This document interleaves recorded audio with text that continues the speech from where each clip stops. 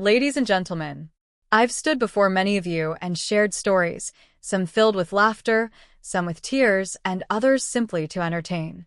But tonight, what I'm about to share with you is not a story. It's not fiction. It's not dramatized.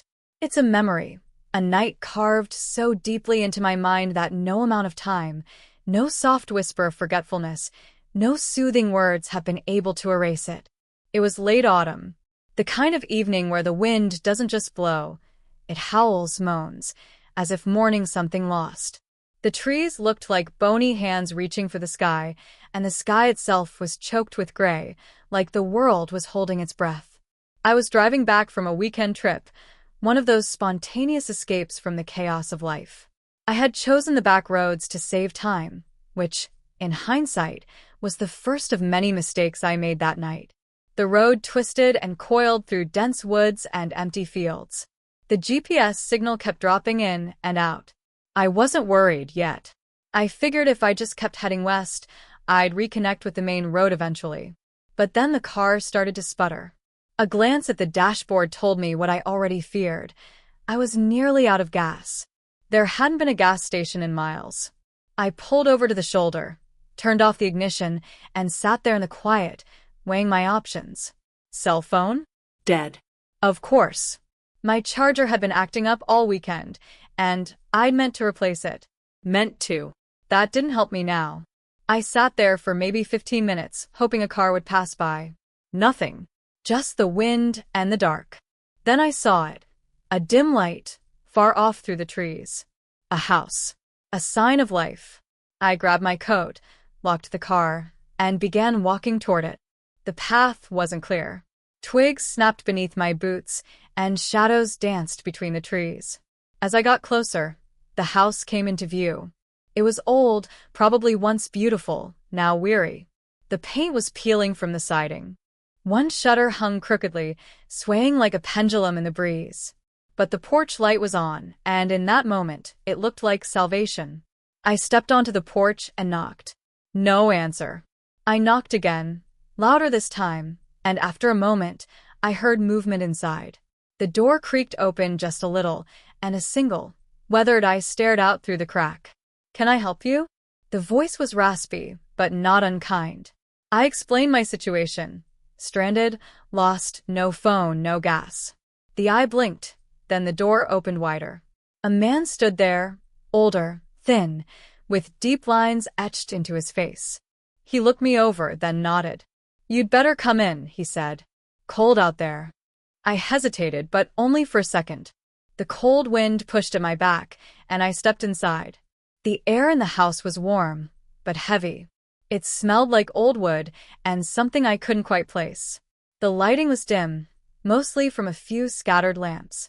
He led me into a small sitting room, where a fire crackled in the hearth. I sank into an armchair, grateful, rubbing my hands together. "I'll see if I can find a gas can," he said, and shuffled off toward the back of the house. I took in the room. It was strange. Old photographs lined the mantel, all black and white, the kind you see in history books. None of them looked recent. There was a clock on the wall, but it wasn't ticking. A mirror in the corner was covered with a cloth. Odd, but not alarming. Not yet. Minutes passed. Then more. The man didn't return. I stood up and called out, "Hello?" No answer. I moved toward the hallway where he had gone, and noticed how quiet the house had become. The kind of quiet that feels deliberate, like sound itself is holding its breath. I walked down the hall. The floors creaked beneath me, and the walls seemed to lean in. I called out again, louder this time. Still nothing. A sound. Not from the back of the house, but from upstairs. A soft, dragging sound, like something heavy being pulled across the floor. I froze. My first instinct was to leave, to walk straight out the door, get back to my car, and wait until morning. But I didn't. I told myself I was being paranoid, that the old man had gone upstairs, maybe to get something to help me. So I called out once more. "Sir? Are you all right?" Again, that dragging sound, followed by a low, almost imperceptible thump. My gut twisted. Something was wrong.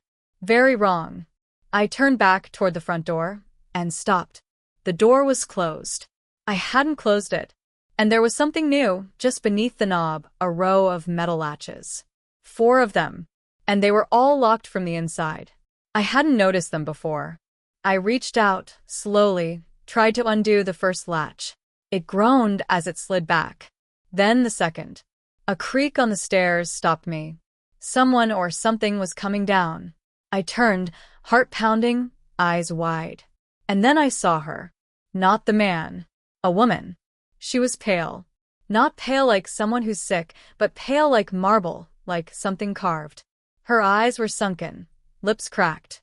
Her hair hung in damp, stringy clumps around her face. She didn't speak, just stared. I said, "I'm sorry. I didn't mean to intrude." The man, he said I could wait here. Her eyes didn't blink. Then slowly she raised her hand and pointed. Behind me. I turned. At the end of the hallway stood the old man. But he wasn't the same. His eyes were wider now, unfocused. His body hunched, twisted. He held something in his hand, long, thin, metallic. A hook. I didn't wait. I bolted toward the door, fumbling with the last 2 latches. My fingers trembled. 1 latch stuck. The old man was moving now, faster than before, dragging that hook against the wall, making a horrible scraping sound that echoed through the house. The final latch came loose. I yanked the door open and ran. Out the porch, through the trees, not looking back. I don't remember how long I ran. My lungs burned and my legs ached. At some point, I stumbled, scraped my hands, tore my coat on a branch. But I kept going until I saw the road. Until I saw headlights. A truck. I ran into the road, waving my arms. The driver stopped, and I nearly collapsed as I tried to explain. He looked at me, confused, alarmed, but kind. He let me into the cab and drove me to the nearest town. I called the police. Told them everything. They went to the house. But when they got there, it was empty. Not just empty, abandoned.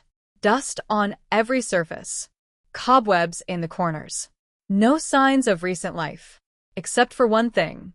On the mantel, above the fireplace, was a new photo. A black and white picture. Of me. Sitting in that armchair. They said it was probably a prank. That maybe someone had been squatting in the house. That maybe I'd hallucinated parts of it from fear or exhaustion. But I know what I saw. I know who I saw. And I know I barely escaped. I don't tell this story often. Not because I'm ashamed or because I doubt myself, but because every time I speak it aloud, I feel that house again. I smell the old wood. I hear the dragging sound. I see her eyes.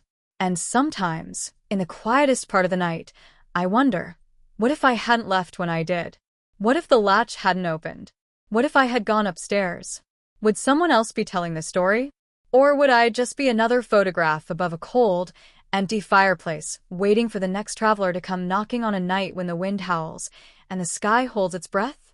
Because that house is still out there. Somewhere. Waiting. And not everyone gets away.